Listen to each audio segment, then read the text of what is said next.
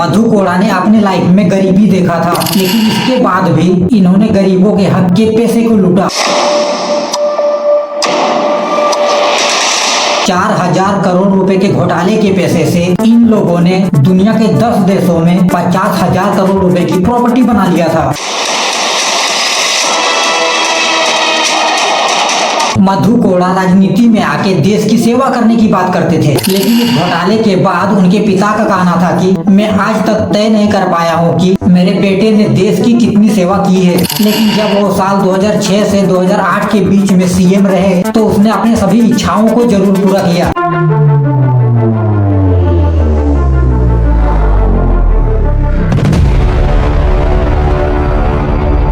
घोटाले को कंटिन्यू रखने के लिए मधु कोड़ा ने सबसे पहले अर्जुन मुंडा का सरकार गिराया। उसके बाद लालू यादव के सपोर्ट से खुद झारखंड के सीएम बने। शुरुआत में तो ये लोग मालगाड़ी के 1 से 2 डिब्बे में ही लोहे के अवैध खनन को राज्य से बाहर भेजते थे, लेकिन सीएम बनने के बाद पूरा का पूरा मालगाड़ी ही लोहे के अवैध खनन से भर के राज्य के बाहर भेजना शुरू कर देते हैं।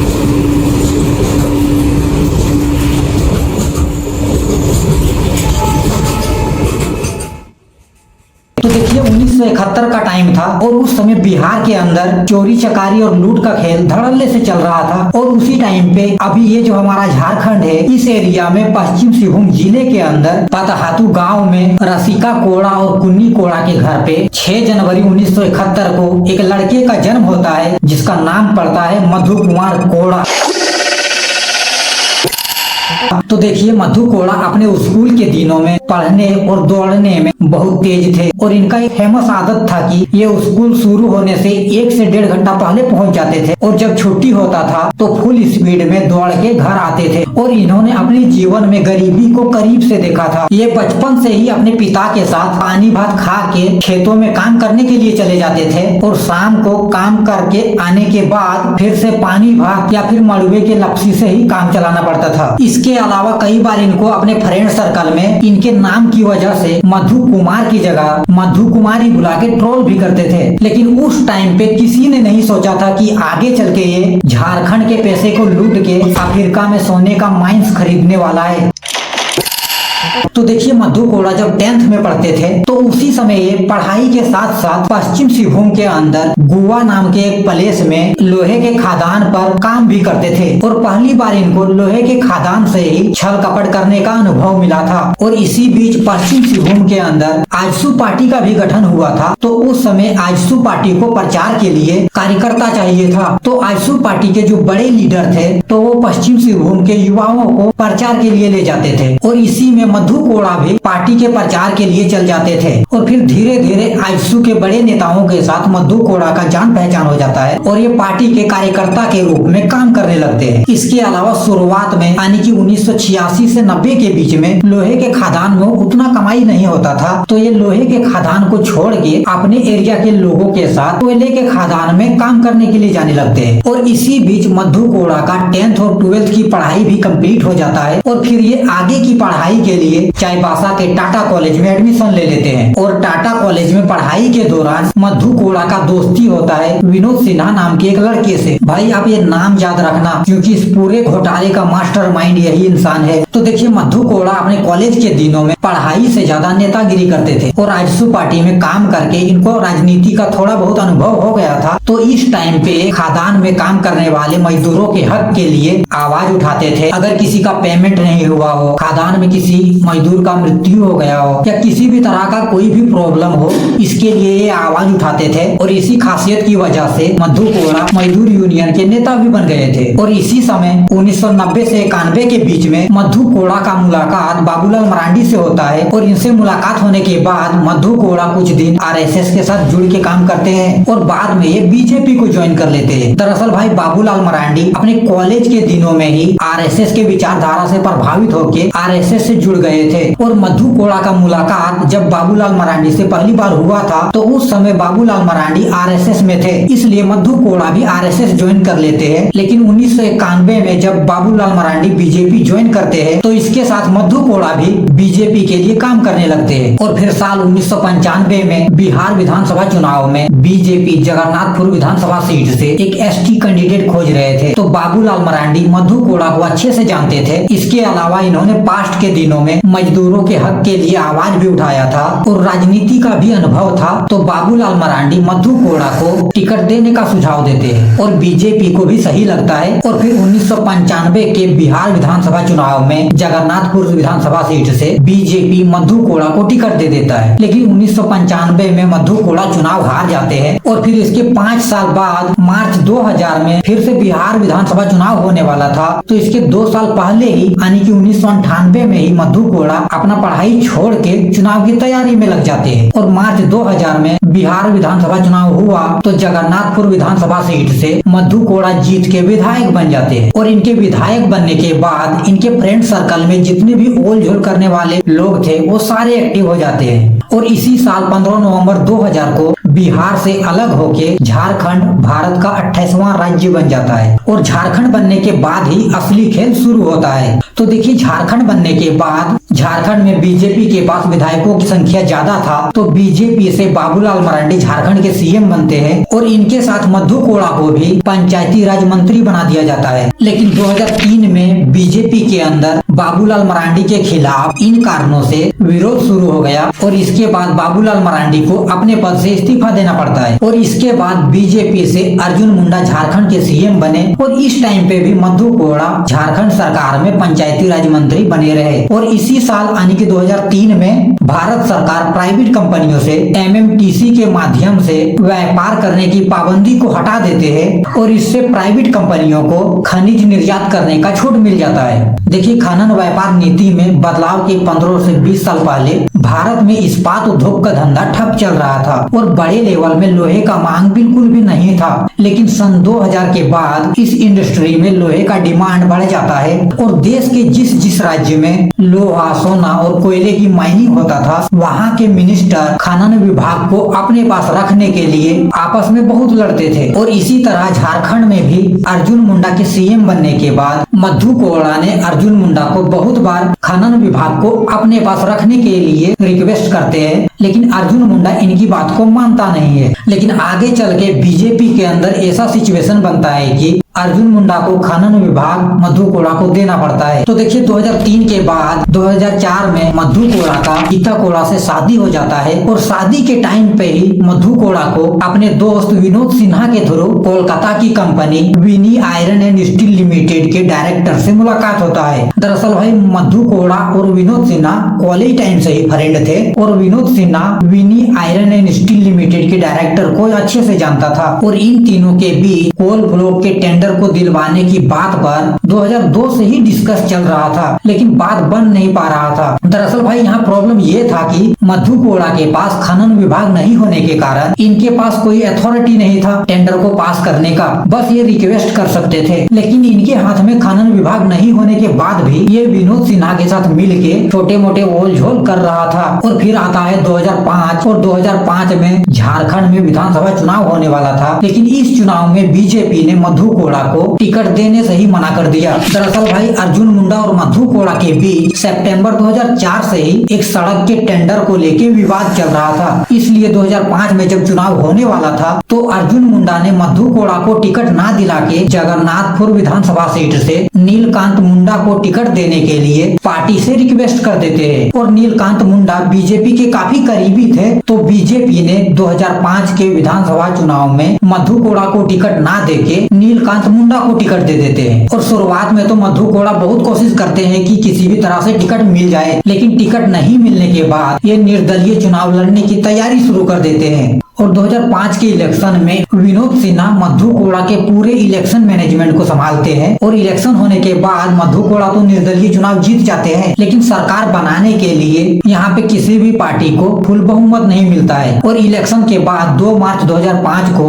उस समय के राज्यपाल ने शिबू सोरेन का सरकार बना दिया और इनको 21 मार्च 2005 तक बहुमत साबित करने का मौका दे देते हैं। लेकिन इस बीच अर्जुन मुंडा अपना पलटन लेके कोर्ट पहुंच जाते हैं और कोर्ट में याचिका दायर करके बताते हैं कि शिबू सोरेन को जो 21 मार्च तक का यानी कि 20 दिन तक का जो अपना बहुमत साबित करने का मौका मिला है, ये कहीं ना कहीं गलत है और हम चाहते हैं कि जल्द से जल्द विधानसभा में बहुमत का फैसला हो जाए। और फिर कोर्ट ने 1 सप्ताह के अंदर ही विधानसभा में बहुमत साबित करने का आदेश दे दिया। और जब 9 मार्च 2005 को विधानसभा का बैठक बुलाया गया तो शिबू सोरेन अपना बहुमत साबित नहीं कर सके, जिसके कारण 9 दिन के अंदर ही शिबू सोरेन का सरकार गिर जाता है और मात्र 10 दिन के लिए ही ये सीएम के पद पर टिक पाए। और इस टाइम पे झारखंड के अंदर मधु कोड़ा के साथ साथ 4 और विधायक निर्दलीय चुनाव जीत के विधायक बने थे। फर्स्ट में तो मधु कोड़ा थे, सेकेंड में कमलेश सिंह थे, थर्ड में बंधु तिर्की, फोर्थ में एनओ सेक्का और 5 में सुदेश महतो थे। ये लोग 2005 में G5 के नाम से फेमस थे और इनका लीडर मधु कोड़ा था। और इन 5 से अर्जुन मुंडा मल्टीपल टाइम मिलते हैं। इनसे सपोर्ट दिलवाने के लिए मधु कोड़ा को पंचायती राज विभाग के साथ साथ सहकारिता विभाग देने के लिए भी राजी हो जाते हैं, लेकिन मधु कोड़ा को इन विभाग में कोई इंटरेस्ट नहीं था।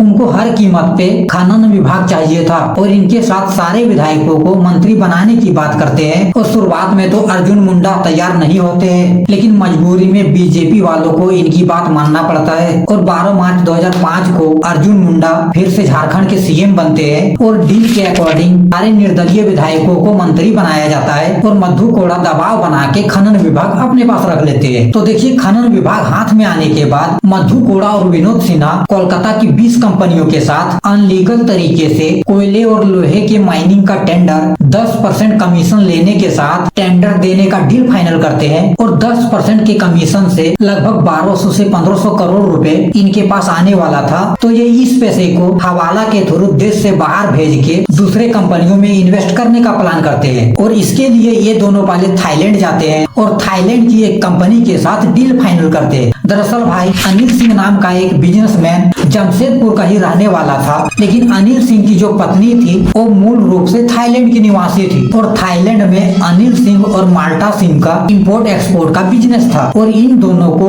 विनोद सिन्हा और मधु कोड़ा अच्छे से जानते थे, क्योंकि इनकी पत्नी को छोड़ के ये सारे जमशेदपुर के ही थे। और थाईलैंड आने के बाद 10% कमीशन का पैसा हवाला के थ्रू जो आने वाला था, उस पैसे को इनके कंपनी के थ्रू इंपोर्ट एक्सपोर्ट के बिजनेस में इन्वेस्ट करने का डील करते हैं। और साथ में ये लोग कोयले और लोहे का जो कच्चा प्रोडक्ट झारखंड से ये लोग थाईलैंड भेजने वाले थे, उसको थाईलैंड के अंदर बेचने का डील फाइनल करके थाईलैंड के अंदर जो भी फेमस प्लेस था वहाँ पे ये लोग 4 दिन तक मजे करते हैं और फिर वापस झारखंड आ जाते हैं। लेकिन मधु कोड़ा का विदेश जाने का खबर झारखंड के किसी भी मंत्री को नहीं था। यहाँ तक कि अर्जुन मुंडा जो झारखंड के सीएम थे, इनको भी मधु कोड़ा के थाईलैंड जाने की बात पता नहीं था। इसके अलावा भारत सरकार को भी मधु कोड़ा के विदेशी यात्रा की जानकारी नहीं था, जबकि ये राज्य के राजनयिक पासपोर्ट का यूज करके थाईलैंड गए थे। और फिर झारखंड आने के बाद मधु कोड़ा सबसे पहले पश्चिम सिंहभूम और पूर्वी सिंहभूम के अंदर खनन विभाग में काम करने वाले जितने भी जिले के अधिकारी थे, उन सब पर दबाव बना के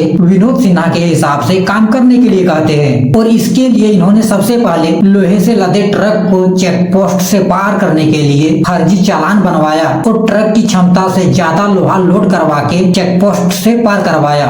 उस समय भाई हर दिन लगभग 500 से 600 ट्रक पूर्वी सिंहभूम के बरसोल चेक पोस्ट से पार होता था और हर ट्रक पे 50 टन से ज्यादा लोहा लदा होता था। और ये सारे ट्रक से लदे लोहे की खपत पश्चिम सिंहभूम, सरायकेला खरसावां, गिरिडीह, रामगढ़ और दूसरे जिलों में जो स्पॉन्ज आयरन की फैक्ट्री था, इनमें होता था। उसके बाद ये लोग हर दिन लगभग 3000 टन से ज्यादा लोहा सड़क के रास्ते से हल्दिया और विशाखापट्टनम के बंदरगाह पर भेजते थे और यहाँ से ये माल लोड होके देश से बाहर भेज देते थे। इसके अलावा शुरुआत में मालगाड़ी से जो लीगल तरीके से लोहा लोड होके दूसरे राज्य में जाता था, तो इसमें भी ये लोग मालगाड़ी के 2 से 4 डिब्बों में अवैध लोहे के खनन को भर के दूसरे राज्यों में भेज देते थे। लेकिन एक दिन इस कांड का खबर अर्जुन मुंडा को लग जाता है। दरअसल भाई जनवरी 2006 में हल्दिया के बंदरगाह में फर्जी चालान के साथ ट्रक में लदा लोहा पकड़ लेते हैं और हल्दिया का चेक पोस्ट ऑफिसर झारखंड सरकार को उस चालान के साथ एक लेटर लिख के एक कंफर्म करने के लिए कहते हैं कि ये चालान फर्जी है या नहीं। और जब ये चालान झारखंड के मुख्य सचिव के पास आता है तो ये देखने के बाद कंफर्म हो जाता है कि ये चालान फर्जी है। और इसके बाद अर्जुन मुंडा और मधु कोड़ा के बीच विवाद शुरू हो जाता है। लेकिन अर्जुन मुंडा बिल्कुल भी आइडिया नहीं लगा पाते हैं कि मधु कोड़ा किस लेवल की धांधली कर रहे हैं। और हमें तो भाई न्यूज आर्टिकल के थ्रू यही जानकारी मिलता है कि अर्जुन मुंडा को इस बारे में कोई जानकारी नहीं था। लेकिन जो राजनीति को समझते हैं उनका मानना है कि अर्जुन मुंडा को मधु कोड़ा के कारनामे के बारे में पता था। लेकिन जगन्नाथपुर विधानसभा के अंदर एक सड़क के प्रोजेक्ट को लेके जो घोटाला चल रहा था उसमें अर्जुन मुंडा भी शामिल थे और ये बात मधु कोड़ा को पता था। इसलिए अर्जुन मुंडा मधु कोड़ा के खिलाफ कोई एक्शन नहीं ले पा रहे थे। लेकिन इसके बाद भी मार्च 2006 में इस सड़क के प्रोजेक्ट को लेके मधु कोड़ा और अर्जुन मुंडा के बीच विवाद बढ़ जाता है। और इसके बाद मधु कोड़ा और विनोद सिन्हा अर्जुन मुंडा का सरकार गिरा के मधु कोड़ा खुद सीएम बनने का प्लान बनाते हैं और इसके लिए वो लालू यादव का समर्थन चाहते थे। और फिर मधु कोड़ा और विनोद सिन्हा जाके लालू यादव से मिलते हैं और लालू यादव का हाथ पैर जोड़ के इनको कन्विंस कर लेते हैं। और लालू यादव भी मधु कोड़ा को समर्थन देने के लिए तैयार हो जाते हैं। और डील फाइनल होने के बाद सितंबर 2006 में विधानसभा के अंदर ही मधु कोड़ा अर्जुन मुंडा पर सड़क के प्रोजेक्ट पर धांधली का आरोप लगा के विधानसभा के अंदर ही रोने लगते हैं और कहते हैं कि ठेकेदार इनको जान से मारने की धमकी दे रहा है। और विधानसभा में नौटंकी खत्म होने के बाद मधु कोड़ा और इनके 3 साथियों ने अर्जुन मुंडा से समर्थन वापस लेके अर्जुन मुंडा का सरकार गिरा दिया। और अर्जुन मुंडा का सरकार गिरने के बाद पहले तो सबको लग रहा था कि शिबू सोरेन सीएम बनेंगे, लेकिन सोनिया गांधी शिबू सोरेन को सीएम बनाने के सपोर्ट में नहीं थे। और शिबू सोरेन का सरकार तभी बनता जब कांग्रेस के साथ लालू यादव और निर्दलीय विधायकों का भी सपोर्ट मिलता। लेकिन मधु कोड़ा ने सब पहले से ही सेट कर रखा था और इसके बाद प्लान के हिसाब से लालू यादव मधु कोड़ा को ही सीएम बनाने का सुझाव देते हैं। और फिर कांग्रेस, जेएमएम, राष्ट्रीय जनता दल, महुआ मांझी ग्रुप, राष्ट्रवादी कांग्रेस पार्टी, फॉरवर्ड ब्लॉक और 3 निर्दलीय विधायकों के सपोर्ट से मधु कोड़ा झारखंड के 5वें सीएम बनते हैं। तो भाई मधु कोड़ा के शासन में झारखंड में अतरंगी सरकार बना था। दरअसल भाई पूरे 12 सदस्यों के मंत्री परिषद में 9 मंत्रियां निर्दलीय थे और बाकी 3 जेएमएम से थे और सब के सब कांग्रेस के हिसाब से काम करने वाले थे। और 18 सितंबर 2006 से अगस्त 2008 तक मधु कोड़ा झारखंड के सीएम रहे। और इस बीच में इन्होंने पब्लिक के भलाई के लिए एक भी ऐसा काम नहीं किया जो बताने लायक हो। इन्होंने अपने शासन में इस घोटाले को नेक्स्ट लेवल में लेके गए। शुरुआत में तो भाई जब इनके पास खनन विभाग था तो ये मालगाड़ी के 2 से 4 डिब्बे में ही अनलीगल तरीके से लोहे के अवैध खनन को लोड करके राज्य से बाहर भेजते थे। लेकिन सीएम बनने के बाद पूरा का पूरा मालगाड़ी ही लोहे के अवैध खनन से भर के राज्य से बाहर भेजना शुरू कर देते हैं। इसके अलावा मालगाड़ी के एक डिब्बे में 3500 टन लोहा भेजा जा सकता था। लेकिन सीएम बनने के बाद इन्होंने मालगाड़ी के एक डिब्बे में 5500 टन से ज्यादा लोहा लाद के भेजना शुरू कर देते हैं। और इतने में भी मन नहीं भरा, इन लोगों ने माइनिंग कंपनियों से माइनिंग लीज में देने की सिफारिश के लिए मधु कोड़ा 2 रुपए प्रति हेक्टेयर या 10 रुपए प्रति टन के हिसाब से रिश्वत भी लेना शुरू कर दिया था। उसके बाद ये लोग अगर किसी कंपनी को खादान लीज में मिल जाता था तो उस समय खादान के अंदर जितना भी लोहा था और उस लोहे की जो टोटल वैल्यू था उसका 10% या फिर प्रति एकड़ 2 लाख रुपए की दर से कमीशन वसूलते थे। और इनका खेल कमीशन तक ही सीमित नहीं था, इसके अलावा ये लोग कंपनियों में हिस्सेदारी भी मांगते थे। और जो इसके लिए तैयार नहीं होता था उसको किसी भी तरह का माइनिंग लीज में नहीं देते थे। इसके अलावा इन लोगों ने 20 से ज्यादा फर्जी कंपनियां बना रखा था और अपने फर्जी कंपनियों के थ्रू ये लोग किसी दूसरे कंपनी के माइनिंग के टेंडर को डरा धमका के उनसे माइनिंग का काम ले लेते थे और अपने फर्जी कंपनियों के थ्रू उस काम को करते थे। और प्रॉफिट होने के बाद 5 से 10% जिस कंपनी को रियल में काम मिला था उसको दे देते थे और बाकी बात मधु कोड़ा और विनोद सिन्हा खुद हड़प लेते देते थे। उसके बाद इन्होंने लोहे के खान के अलावा बिजली विभाग में ठेके पाने के लिए भी कंपनियों से 11.4 करोड़ रुपए लिए थे। भाई धांधली इस लेवल का था कि क्या ही बताए। एक तरफ राज्य के लोग भूखे सोने को मजबूर थे, तो वहीं दूसरी ओर मधु कोड़ा अफ्रीका के एक देश में सोने की खदान खरीदने की तैयारी कर रहे थे। तो भाई हम नेक्स्ट वीडियो में इस स्कैम के बारे में बात करेंगे और समझेंगे कि आखिरकार ये स्कैम पब्लिक डोमेन में कैसे आया। तो भाई जय हिंद, जय भारत।